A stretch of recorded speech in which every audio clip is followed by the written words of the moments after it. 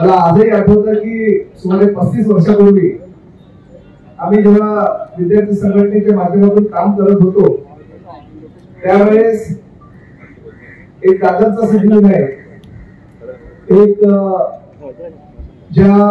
एक मंदिर गणपतीचं असंही होतं, डॉक रोड मधून जात असताना त्या मंदिरामध्ये दर मंगळवारी जितेंद्र आव्हाड जायचे, सिद्धिविनायकला जायचे आणि त्याचबरोबर कुठल्याही मनामध्ये ज्यावेळेस इच्छा त्यांच्या यायच्या तेव्हा तुळजापूरला जायचे. आणि या घटनेचं साक्षीदार मनोज प्रधान, मी, जितेंद्र आव्हाड, ऋता आव्हाड आणि मनोज प्रधानची पत्नी आणि अनेक वेळा तुळजापूरला गेलोय.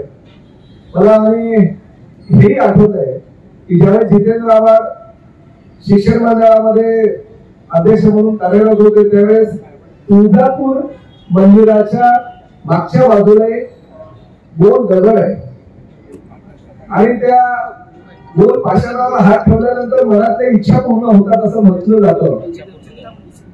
त्या पाषाणाचं नाव चिंतामणी आहे.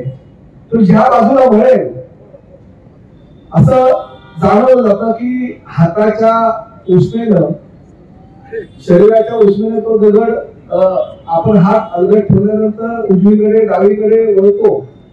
जितेंद्र आव्हाडांनी अनेक वेळा त्या दगडावर हात ठेवले आणि आम्ही मागून बोलले चुकीने झालं, तुझ्या मनातल्या इच्छा पूर्ण झाल्या. आणि असं करता करता त्याच्या मनातली एकदा इच्छा पूर्ण झाली तर आम्ही मुंबईला जात होतो आणि मुंबईला जाताना गाडीत असताना आम्ही तिघे गाडीत होतो आणि अचानक पवार साहेबांच्या कार्यालयातून फोन आला आणि आयुष्यामध्ये पहिल्यांदा जितेंद्र आव्हाड यांना शिक्षण मंडळाच्या अध्यक्षानंतर विधान परिषदेची संधी प्राप्त झाली. म्हणजे आम्ही आजही मी सांगतो की त्याच्या मनातल्या या लहानपणच्या ज्या भावना आहेत त्या भावनांच्या आधारे त्यांनी या ठिकाणी तुळजाभवानीचं मंदिर बनवलं.